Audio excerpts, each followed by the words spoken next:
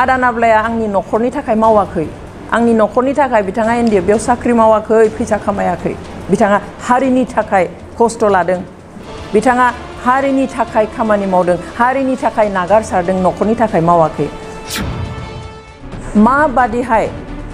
2020 मायथाइयाव एकर्ड खालामनो थाखाय बिथां NDF नि फाउन्डार प्रेसिडेन्ट DR नाब्लाखौ जेलनिफ्राय बोरै लानानै थांनाय बेखौ हयथ' गोबां रायजो राजायानो मिन्थिया जोंनि BTC नि इलेक्शना मार्च मासाव जागोनखाय जानुवारियाव जिखुनु प्रकारै लुबैहोनानै फाव फान्दायनानैहाय एग्रिमेन्ट खालामनानै जिखुनु प्रकारै जोंनि BTC आव खर' सोनाय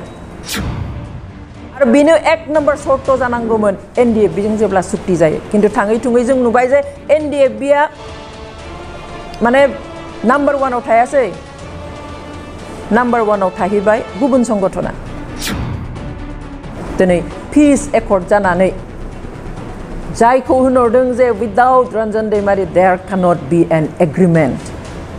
बिदि बुंहरलायनायनि उनाव दिनै जाय गैयाब्ला पिस एकर्ड जायालायनो दिनै बेखौनो आरो जुदि सोनानै दोनफिनबाय थायोब्ला मा जागोन कनभिक्ट जानाय मानसि दोनमोन थाथोंमोन थैजासिम मानोथो सहि खालामनाय मानोथो लांनाय मानोथो एग्रीमेंट खालामनाय आरो जुदि बिथांमोनखौ लानानै दिनै DR नाब्ला बिथांमोनखौ जुदि बे सुक्तियाव लाफादेरामोनब्ला DR नाब्ला बिथांनि जुदि सिगनेचार लायामोनब्ला जों दा दिनै बुंनांगौ जेबो गैयामोन जा साजा होयो होथोंमोन जेसेबां थानांगौ थाथोंमोन जोंहा बुंनांगौ गैयामोन जोंहा बुंनांगौआ बिनिखाय जादों जे there was an agreement which is called peace agreement आरो बिनिखाय जों दिनै बुंनो बाध्य जादों गिबियावनो बर' वुमेन जास्टिस फराम बर' पिपल्स कमिटि फर पिस इनिशिएटिभ आरो ससाइटि फर इन्डिजिनास पिपल्स राइट्स बे मोनथाम आफादनि जानानै आं नोंथांमोनखौ बरायबाय आरो फैनायनि थाखाय साबायखर बावबाय नोंथांमोना खोनाबाय मानि थाखाय जों दिनै बेखौ लिंदों जों बयबो मिथिगौ जे दाख्लै 27 सेप्तेम्बर खालि NDF नि गायसनगिरि आफादगिरि DR नाब्ला एबा रन्जन दैमारीखौ लाफानानै बिथांमोननि माखासे दैदेनगिरि आरो केडार्सफोरखौहाय मानगोनां हाई कर्टआ आरोबाव खनसे थैजासिम जेलाव थानायनि साजा फोसावो जों बयबो मिन्थिखायो जे थांनाय 2019 मायथाइनि 30 जानुवारियावहाय बिथांमोनखौ लवार कर्ट एबा CBI नि लवार कर्टआ बेबादि साजा फोसावदोंमोन गासै 15 आफादनि दैदेनगिरि आरो मावथिफोरनि गेजेराव 7खौ एक्विट खालामनानैहाय 10खौ थैजासिम जेलाव थानायनि साजा होदोंमोन बेखौहाय जोङो चेलेन्ज खालामनानै हाई कर्टआव लांफिनदोंमोन खारन बे बिजिरनायखौ जोङो सुखुखायाखैमोन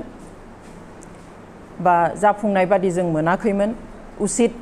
बिसार खालामनाय बादि जों सानाखैमोन बेवहाय बेखौ हाई कर्टआव एपिल खालामफिननाय जादोंमोन हाई कर्टआवहाय बिजिरनानै थांनाय 27 सेप्तेम्बराव जि राय होबाय बेवहाय 10नि मादाव 9खौ एक्विट खालामो नाथाय गुबुन 6खौ आरोबाव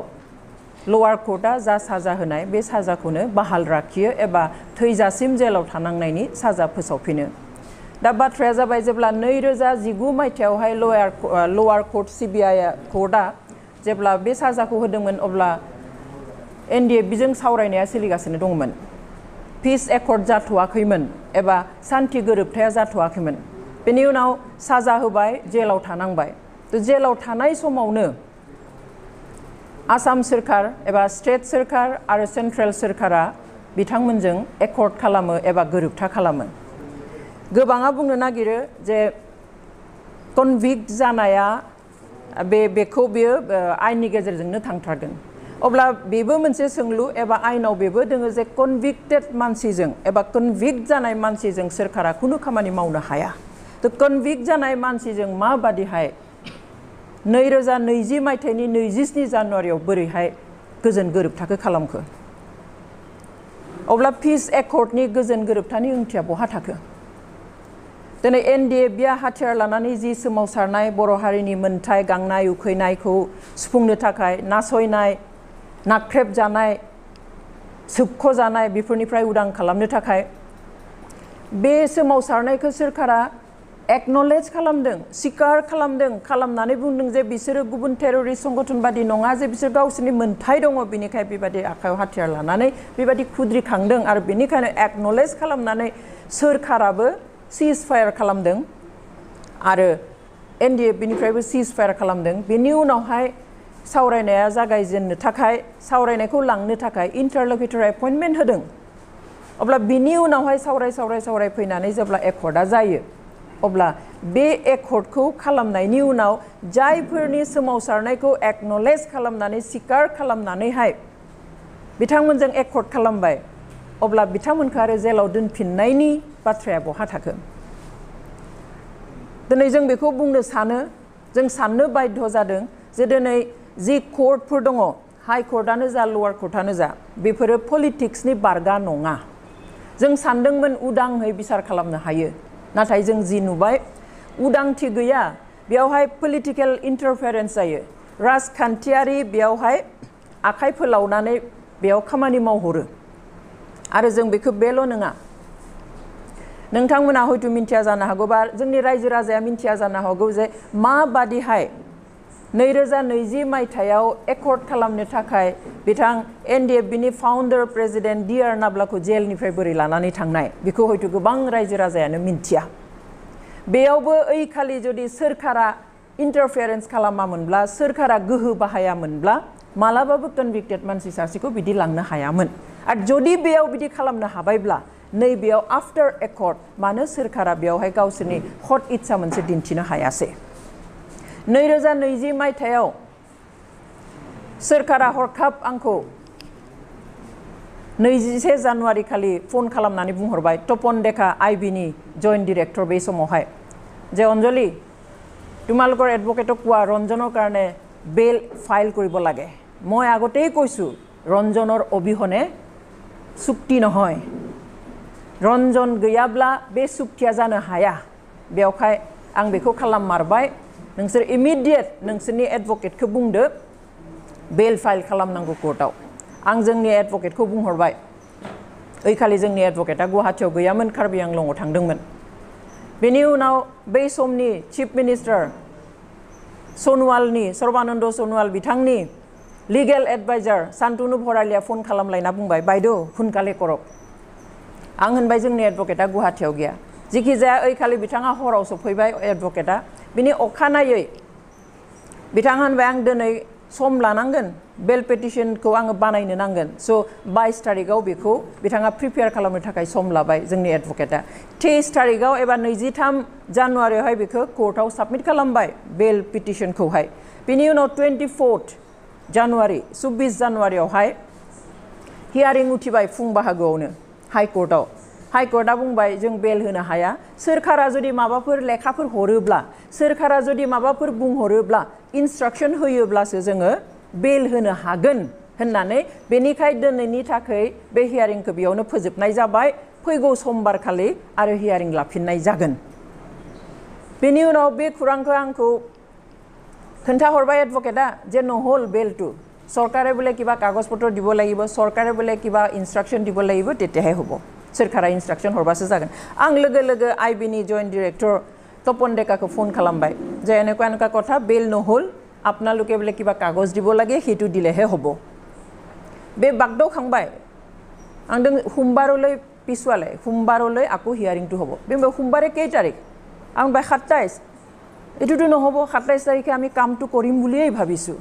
27 तारिखआव जों खामानिखौनो मावगोन सानदों से बिदिबाथ' जानाय नङा आंनो नोंथांमोना मा मावनो हायो नोंथांमोननि खोथा बोरै मावनांगौ आं खबरखौ होनांगौ होबाय आरो बिथिं आङो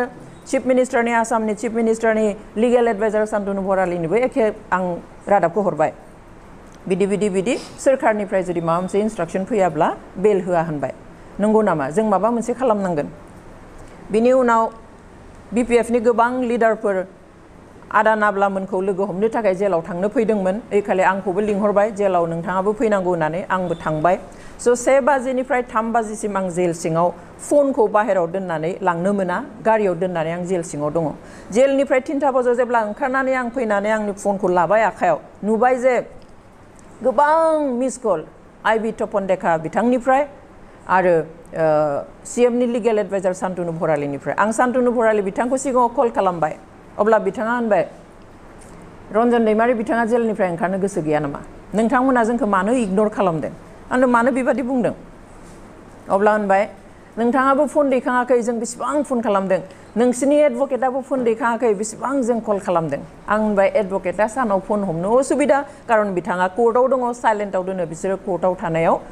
फन लाया आरो आं जेलाव दङमोन आदाखौ लोगो हमनो थाखाय माखासे आलासि फैनाय स' आं बिसोरजों दङमोन नों मिथिखायो जे आं फनखौ सिङाव लांनो हाया अब्ला बिथाङा बुंबाय जे सेन्ट्रेल सोरखारनो रन्जन दैमारिखौ नांथारगौ बेवहाय सोरखारनिफ्राय जि मावनो गोनां बेखिनिखौ मावनानै हरजोबबाय आरो दा नैथि खेबनि थाखाय 3 बाजियाव दा हाइ कर्टआव रन्जन दैमारिनि बेलनि हियारिं जागोन नों जेराव दङ जेरै दङ नों हाइ कर्टआव दानो थांदो आं फुंनिफ्राय जेबो जायाखैमोन जानो जिरायहांदोंमोन हटेलाव आरो बेखौ आङो जाया लोङा खारनानै आङो हाइ कर्ट फारसे थांबाय हाइ कर्ट मोननो 5 मिनिट थाब्लानो एडभकेटआ आंखौ फन खालामना बुंबाय बेला जाबाय 4टाव बेनि उनाव बेलखौ जों नुवाखै बेल कपिखौ जों नुवाखै भार्बेलि अर्डार होबाय बेखौ टाइप खालामनाय लिरगौ मानि मागौ मानि कोर्टआनो बन्द जाबाय 7टाव जोंनो बे कपिखौ होबाय नायब्ला नुबाय जे बेयो इन्टारिम बेल जिखि जाया आं बेयाव मा बुंनो नागिरदों जे दिनै सोरखारा गोसो खालामोबा बेखौ दिहुननानै लानानै थांनो हायो एकर्डनि थाखाय अब्ला नैबेयाव आफ्टार पिस एकर्ड गोजोन गोरोबथा जाखांनायनि उनाव give and tech forgive and forget mutual understanding for the interest of the peace political bondi बिथांमोना political prisoner बिथांमोना साधारन ओरैनो गुबुन खयदी बादि नङा गुबुन क्रिमिनेल बादि नङा दिनै NDFB नि जेसेबां दङ 60 निख्रुइबो बारा जिखिनि दङ all are political prisoner जायखि politically खालामनो हायि जेबो गैया बेवहाय सोरखारनि हट इच्छा मोजां साननाय लुबैनायल' थानांगोन किन्तु जुदि गासैखौबो हिसाब निकासल' खालामोब्ला गावबा गाव गोहोआव जनायनि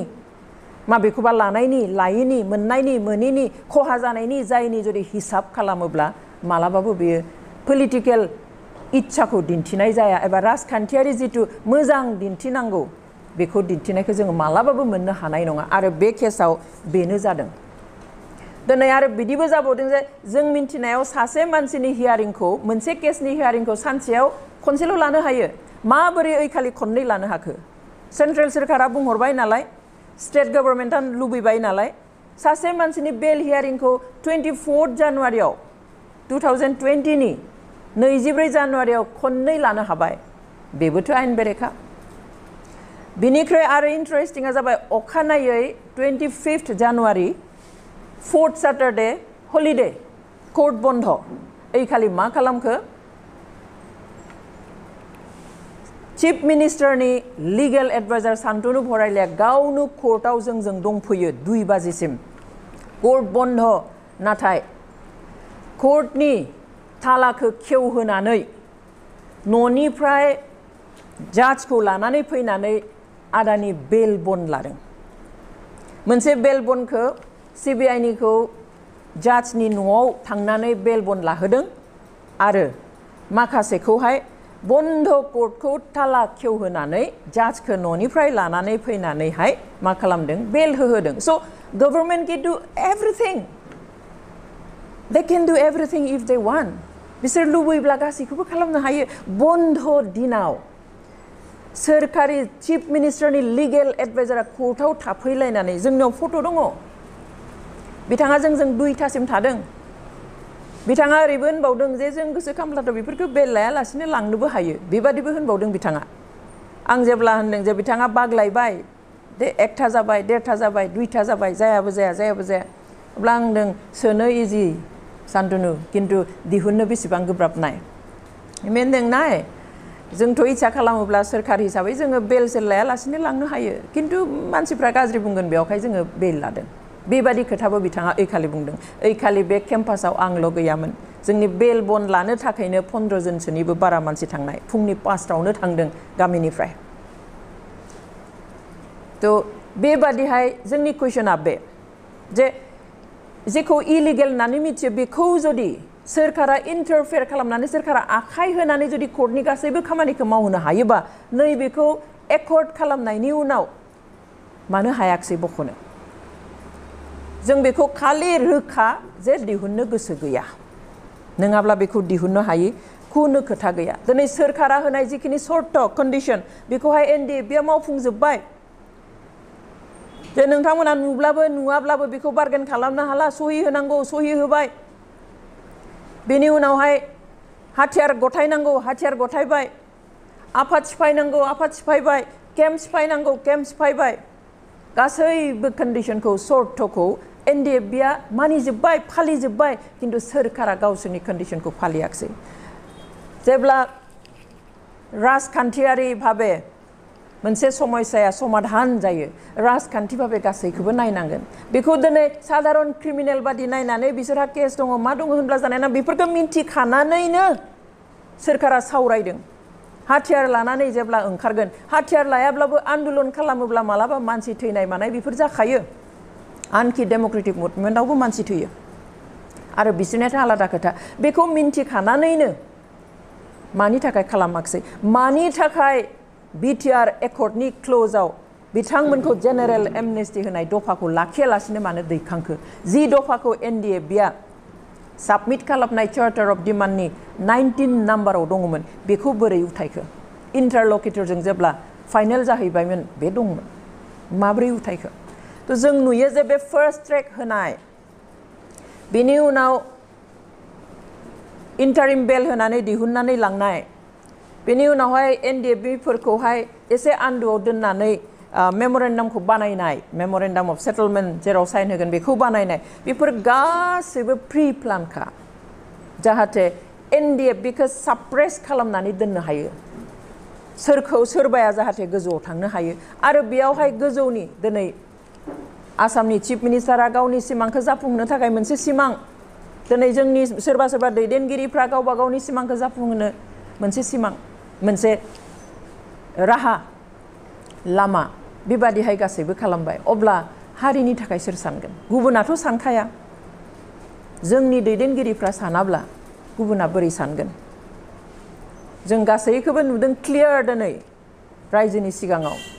बै समाव सोर चिफ मिनिस्टारमोन बिनि उनाव सोर चिफ मिनिस्टार जानो लुबैनाय आसामनि बिथाङा जोंनि बिटिसिआव जाय दैदेनगिरि जाय चिफ दंमोन बिथाङा थाब्ला सापर्ट मोनगोन ना मोना बेफोरखौ नायखाजोबनानै थाराथारि जोंनि बिटिसिनि इलेक्शना मार्च मासाव जागोनखाय जानुवारियाव जिखुनु प्रकारै लुबैहोनानै फाव फान्दायनानैहाय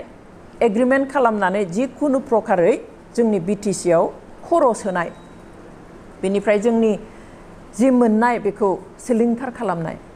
आरो बेबादि जि हास्थायनाय गुबुनारिनि बेयाव जोंनिया आखाइ होबाय बेयाव गाब्रनानै लानानै दिनै जों गावजों गाव हाद्रि सारलायलायबाय थादों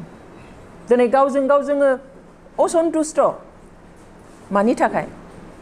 आं नङा सोरबाया बुङा खिन्थु रायजोआनो बे खोथाखौ बुंगासिनो सानफ्रोमबो जों ससियेल मिडियायाव नुयो मानो सन्तुष्ट मोनाखै खारन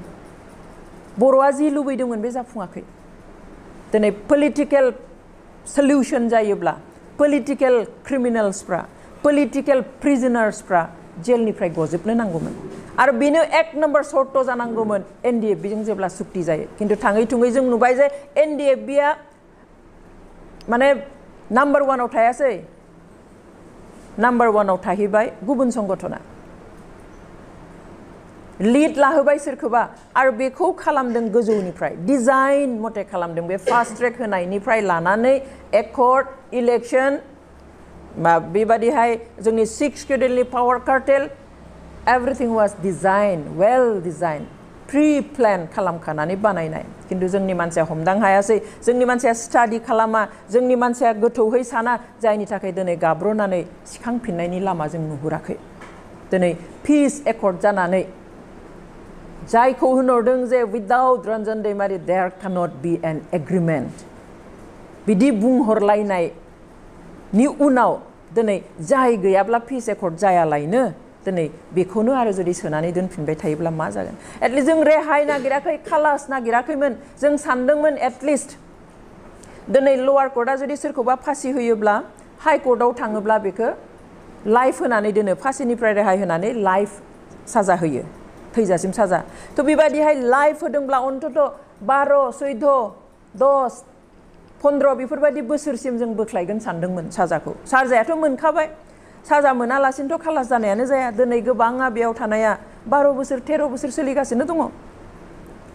साजा लागासिनो साजा गैयालासिनोथ' रावबो खालास मोनखायामोन बे ओरैबायदि मोजां सुबिदामोन जोंनि बिटिसि सोरखारनि थाखाय स्टेट सोरखारनि थाखाय सेन्ट्रेल सोरखारनि थाखाय जे जों हाई कर्टआव एपिल खालामदोंमोन अब्ला बे हाई कर्टनि एपिल खालामनायाव सुबिदा लानानैहाय साजा होनायबो जागोन आरो ओंखारनाय दिहुननो हानायबो जागोन आरो पिस एकर्डखौबो अनार होनाय जागोन बेबायदि बिसोरनो मोनसे बोसोर हमना होनानै सोरखौबा 10 बोसोर सोरखौबा 12 बोसोर सोरखौबा 14 बोसोर हमना होनानै केसखौ फोजोबना दोननो हायोमोन आरो बेखौनो बयबो हास्थायदोंमोन आरो बेनो जानांगौमोन खारन पलिटिकेलि एकर्ड जादों नङाब्ला पिस एकर्डआलाय मानोमोन पिस एकर्ड खालामनो सिगनेचार होनो दरखारानो गैयामोन एनडिएफबिनिफ्राय दिनैबो जुदि 60 जन 70 जन जेलावनो थानाङोब्ला पिस एकर्डनि मा ओंथि थाखो बे पिस एकर्डआवथ' माबा मोनसे थानांगौमोन दिनै मानि थाखाय हिनियास नन हिनियास केस फैखो बेयाव मानि थाखाय डिफारेन्स मोननै डिफारेन्सियेट खालामनाय जागो अल द केसेस आर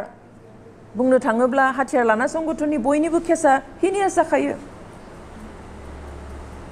बेखौ मानो बिदि फागो खालामनाय जाखो बेयाव मानो क्लियारलि लिरनाय जाखो जे एक्जिस्टिं सिस्टेम मथे एक्जिस्टिं ल मथेसो हिनियास केसखौ सायनाय जागोन होननानै बेयावनो लिरना लाबोखाबाय दैट मिन्स देयर इज नो एमनेस्टी क्षमा होनायनि बाथ्रा गैया आरो गैयाब्ला कनभिक्ट जानाय मानसि दोनमोन थाथोंमोन थैजासिम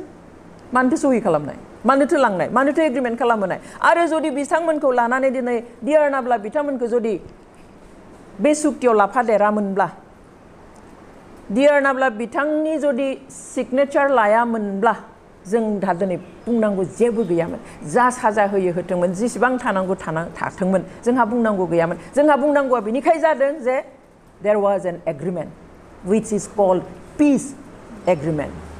आरो बिनिखाय जों दिनै बुंनो बाध्य जादों आरो जों आं गासैखौबो बुंखांबाय जे सोरखारा इच्छा खालामनानै सोनानै दोनदों बेयाव सोरनिबा स्वार्थ पुरन खालामनो थाखाय सोरनिबा मोननाय मोनिनि हिसाबनि थाखाय बेखौ खालामदों नङाब्ला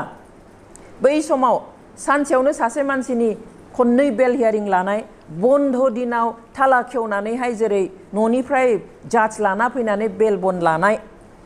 बेफोरखौ नायनानै जों बुजिनो बाखि गैया जे सोरखारा कर्टआव आखाइ होयो इन्टारफेयार खालामो आरो नैबेयावबो खालामनो हागौमोन जों जोंनि बिटिआरनि मानव गेदेर सिएमखौ आं खबर होयो जेब्ला हियारिं जागोन आं मेसेज लिरनानै हरो एमएलए लरेन्स इस्लारि बिथांनो आं मेसेज लिरनानै हरो सिगांफोराव बहुद डेट थांबाय थाबाय बेनिखाय आङो गेजेराव लिरासै लास्ट जेब्ला जानोसै हियारिंआ एपिल हियारिंआ फाइनेल हियारिं जानोसै अब्ला आङो 21 मार्चआव आं बिथां सानैनो आङो आंनिफ्राय मावनांगौखौ माने इनफरमेसन होनांगौखौ आं होदों गोबाङा बुङो आंहा अहंकार दङ आं लिडारफोरखौ कन्टेक्ट खालामा आं खालामो आनखि सिएम जानायनि उनाव प्रमोद बर'खौ आं लोगोबो हमदों गुवाहाटीनि बड'लेण्ड गेस्ट हाउसआव आदामोननि बे केसखौ लानानैनो बिनि उनाव आं दाख्लै 21 मार्चआव बिथांनो लिरहरदों आं मेसेज हरदों जे आदाजों लोगोसे जाखिनि सिबिआइ केसाव दङ बिथांमोननि फाइनेल हियारिंआ जासिगोन आं लरेन्सनोबो लिरदों सानैबो आंनो जेबो रिप्लाइ होआखै नायनानै दोनदों बिनि उनाव प्रमोद बर' बिथाङा गावसोरनि काउन्सिलखौ एबा एडभकेटखौ बुंदों बिसोर एडभकेटआ आंजों कन्टेक्ट खालामदों बिथांमोना जोंनि एडभकेटखौ लोगो हमनो नागिरदों आं एपइन्टमेन्ट लानानै होदों आं गुतै घटनाखौ बुंदों मा खालामनायनि राहा दङ बिथांमोनखौ दिहुननायनि राहाखौ जों जिहेतु जोंनो जोंनि एडभकेटफ्रा साजेसन होयो बे मथे आं बिथांमोननो बे मेसेजखौ होदों बिथांमोना जोंनि एडभकेटखौ लोगो हमदों आं बुंदों जोंनि एडभकेटआ बुंदों जे जोंखौ लोगो हमस्लायस्लाय सिबिआइनि एडभकेटखौ लोगो हमबा साबसिन सोरखारखौ लोगो हमबा साबसिन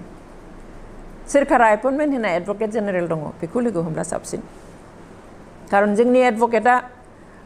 सोरखारि पक्षनो खुरांखौ खेवनानै खिन्थाखाया खारन सोरखारजोंसो केसा जादों नालाय बे बिसोरनि एथिक्स बिथांमोना क्लियारलि बुंदों जों जि बुंनांगौ अनजलिनो बुंगोन एनडिएफबिनिफोरनो बुंगोन खिन्थु जों गुबुननो बुंनो हाया थेवब्लाबो कर्डियेलि रायज्लायदों थ' आं कमिउनिकेसन खालामाखै नङा खालामदों बिनि उनाव बिथांमोननि एडभकेटआ हियारिंफोराव हाइकर्टआव थाहैनानै खोनासंहैदों जोंनि एडभकेटफोरजों रायज्लायबाय थादों फन खालामनानै माब्ला मा जागोन मिथिगासिनो थायो खालि भार्डिक्टखौ मा थारिखआव होगोन बेखौ सिगाङाव मिन्थिखाया सिगांखालि हरावल' मिन्थियो जों 26 तारिख हराव मिन्थिदों ओमफ्राय 27 तारिखआव जादों थ' किन्तु जाजमेन्टआ जासिगोन केसा क्लोज जाबाय 23 आगस्टआव बेफोरखौ बयबो मिन्थियो पेपाराव होदों टेलिभिजनाव ओंखारदों केस क्लोज जाबाय होननानै बेफोर समाव रायलायनायनि सुबिदा दंमोन ओरैबायदि सुबिदा लानो हायोमोन सोरखारा आरो रंजा बाजा बयबो सान्थि खुसियाव थानो हागौमोन दिनै असान्थिखौ बन्द होग्राफोरखौ लाबोदों होनब्ला मा जानो जायफ्रा बे बिसारावहाय जेबो रल लायासै बिथांमोनासो सान्थिखौ लुबैयाखै नङाब्लालाय बोरै जानो दिनै जोंनि लिडारफ्रा बुंदों दुखु मोनदों जों दा स्टेटजों सेन्ट्रेलजों रायलायगोन मा खालामनो हायो खमायनो हायो खोमा साजाखौ गासैबो जोब्बाय आसामाव स्टेटआव जोंहा खालामनो हानाय जेबो गैला हाइ कर्ट वाज द लास्ट होप हाइ कर्टनि उनाव जों थांनो हाला दिनै हाइ कर्टआवनो जुदि इनफ्लुयेन्स खालामनो हायाखै हाइ कर्टखौनो जुदि बुङाखैब्ला दिनै जोंनि लिडारफ्रा सुप्रिम कर्टआव जोङो केसखौ लांफिनोब्ला सुप्रिम कर्टआव सोरखौ बुंनानै दिहुनहोगोन माबा आसा दङ जानो पिस कर्टनि बागै आसाम सोरखारा बांसिन मिथियो आसामनि मोनफ्रोमबो कर्टआ बांसिन मिथियो आसामाव मा पिस कर्ट जानाय सुप्रिम कर्टआ बेसेबां मिथियो दिल्लीयाव थानाय थ' जेराव जों हागौमोन बेयाव रायज्लायनो खाबु लायाखसै बेवहाय बुंनो खाबु लायासै दायो अखा हाखांनानै खफ्रि हमनो नागिरबा बोरै जानो जोंनि मानसिफ्राथ' दा एसेबां जाम्बा जाम्बि जानानै गैया जे जेराव भार्डिक्ट होखांबाय फाइनेल जाजमेन्ट होबाय बिसार जोब्बाय बिनि उनाव रायलायनानै बोरै दिहुननो आरो जुदि हायोब्लाथ' बे वेल एन्ड गुड जों साब्बास होगोन जुदि कर्ट गैयालासिनो दिहुनना लाबोनो हायोब्ला स्टेटजों सेन्ट्रेल सोरखारजों रायज्लायनानैनो जों साब्बास होगोन जों खुलुमगोन बेखौ खालामोब्ला किन्तु जास्ट रायजो राजाखौ गुसु खालामनो थाखाय दावराव दावसिखौ थान्दा खालामनो थाखाय जुदि ओरैनो जों दुखु मोननायखौ जोंबो फोरमायो जों मावगोन नाजागोन आगोलनिफ्रायथ' बे खोथाखौ बुंबोबाय थानाय बेनिखायनो जोंहा हपबो दङमोन बेनिखायनो जोङो खबरबो होदोंमोन बिसोर रायलायगोन बिसोर माबा मोनसे खालामगोन होननानैनो मिन्थिहोआब्ला जोंहाबो अयनाय जागोन बेनिखायनो खिन्थानाय जादोंमोन रायज्लायनायमोनब्लाथ' हदिसा थानायमोनब्लाथ' दिनै जों आरो दिनै बे प्रेस मिटखौ लानो गोनां जायामोन मैया बन्द डिक्लेयार होनो गोनां जायामोन बर' रायजोआ गाबनो गोनां जायामोन बेनिखाय गासैबो खोथाखौनो सा सा बुंनानै हारिखौ जुदि खोमसिजों नाथ्रोद हरबाय थायोबा जोंनि इयुन जेनेरेसना बेखौ रावखौबो निमाहा होनाय नङा दिनै जि अबस्थायाव जोङो दोङो सान्थियाव बे अबस्थायाव लाबोनायनि थाखाय जायफ्रा जुजिबाय जायफ्रा थै होबाय जिउ होबाय बिसोरनि जिउमाया खिन्थु जोंखौ सान्थियाव थानो होनाय नङा बेनिखाय जों एपिल खालामो मा राहा दङ बे सम्भब नंथावा राहाया थेवब्लाबो जुदि नोंथांमोना हागोन सानदोंब्ला स्टेट गभर्नमेन्टजों आरो सेन्ट्रेल गभर्नमेन्टजों रायलायनानै बेखौ दायित्व ला आरो दिनै फेमिलि मेम्बारजों रायलायनानै आवगायगोन रायजो राजाजों बिभिन्न संगठनजों रायलायनानै आवगायगोन दिनै सानथाम जाबाय जोंखौ फन मोनसे खालामनानै दुखुनि समाव खबर लायाखै मिडियायाव बुंदों न'खरनिफोरा निराश दाजाथों जों न'खरनि होननानै लाया दिनै आदा नाब्लाया आंनि न'खरनि थाखाय मावाखै आंनि न'खरनि थाखाय बिथाङा एनडिएफबियाव साख्रि मावाखै फैसा खामायाखै बिथाङा हारिनि थाखाय खस्थ' लादों बिथाङा हारिनि थाखाय खामानि मावदों हारिनि थाखाय नागारसारदों न'खरनि थाखाय मावाखै बिथांनि जेलाव थानायाव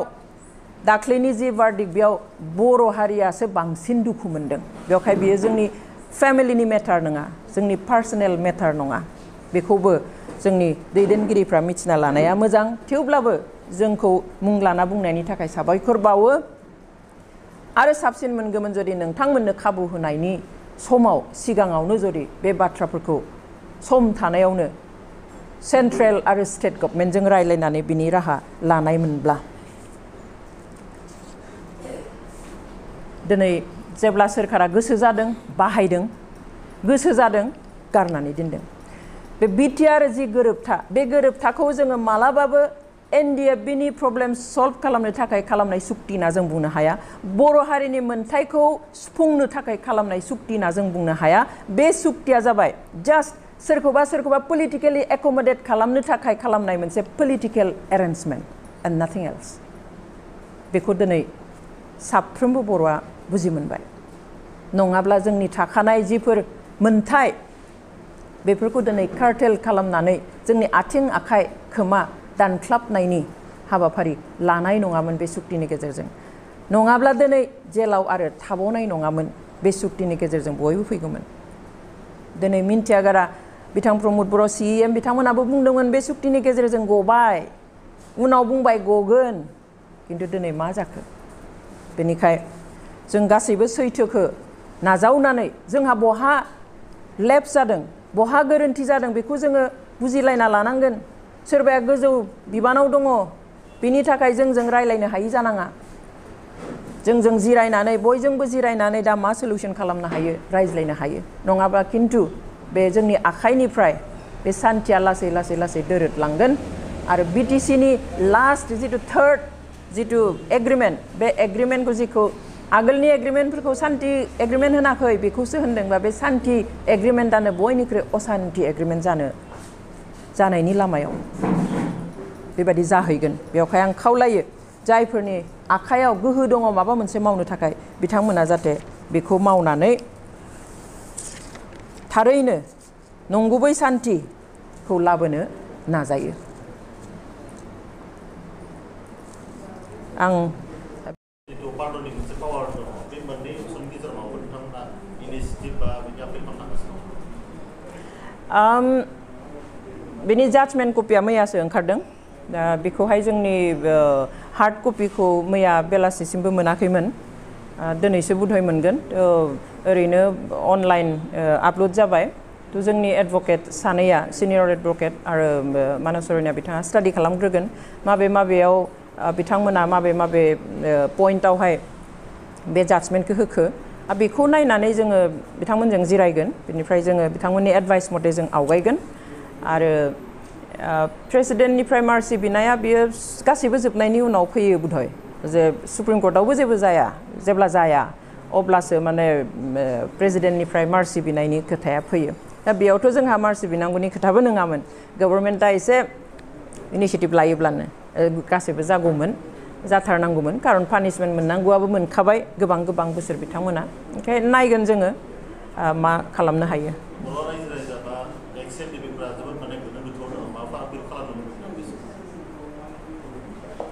ना NDFBआ एक्स NDFBफोर होन रायजो राजा होन रावबो गोनो गोथो जेबो जानाङा गासैबो क्लियारखा बे समाव जों गासैबो खौसे जाना थानायनिसो गोनांथि सुक्तिखौ खालामनानैहाय जिबादि बाहायजाबाय बेबादि जाहाथे इयुनफ्राव बाहायजाया सैथो खोथाफोरखौ बुजिनो जाहाथे नाजालायो गावजों गाव जाहाथे खौसे जानानै बाथ्राफोरखौ सिन्था खालामनानै आवगायलायो बिनि थाखाय आं खावलायगोन आरो स्पेशली एक्स NDFBफोरनि जि गोहो बे गोहोआनो दिनै बेसिम लाबोदों हारिखौ बेवहाय बिथांमोना गावसोरखौ गोहो गैया होननानै साननो नाङा बिथांमोना जेब्लायबो एक्स जाब्लाबो बर'नि रैखाथि जानानै थानो हानाय बादि गसंथागोन होननानै आं आसा खालामो